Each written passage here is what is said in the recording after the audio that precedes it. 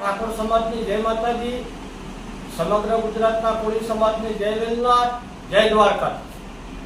આજે ઉનાની અંદર શિવ કથામાં કથાકાર શ્રી રાજુ બાપુએ ઠાકોર સમાજ અને કોળી સમાજ વિશે જે ખરાબ શબ્દોમાં, ખરાબ ભાષામાં, ખૂબ જ નિમ્ન કક્ષાના આ બંને સમાજો માટે જે ઉચ્ચારણ કરેલું છે, તેમના ઉચ્ચારણને હું સખત શબ્દોમાં વખોડી કાઢું છું।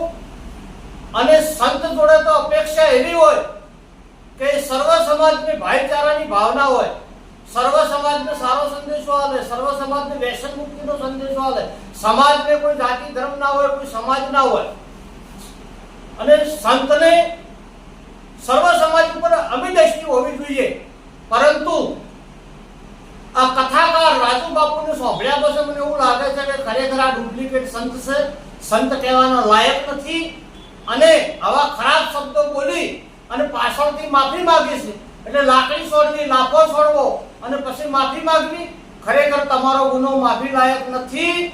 તમારે માફી જોઈતી હોય તો સમગ્ર ગુજરાતનો કોળી સમાજ, સમગ્ર ગુજરાતનો ક્ષત્રિય ઠાકોર સમાજ ને રૂબરૂમાં બે હાથ જોડી દોતમાં ખાડા લઈને માફી માંગવી પડશે, કે ઓના વિશે ઉગ્ર આંદોલન થશે, તમારી સામે બદલો લેવામાં આવશે।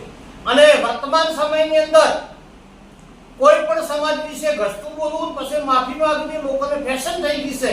પણ હવે ગુજરાતમાં ક્ષત્રિય સમાજ, કોળી સમાજ અને ઠાકોર સમાજને આ લોકોને સીધા કરવા માટે, ઓમના ટોટિયા તોડવા માટે હાથમાં તલવારો લેવાની જરૂર છે। એટલે સમગ્ર ગુજરાતનો કોળી સમાજ અને ઠાકોર સમાજ એક થઈ અને આ સંતને એમની શેતાની ભાષા જે વાપરી છે તેના સામે જડબાતોડ જવાબ આપવાનો છે। સૌને જય દ્વારકા।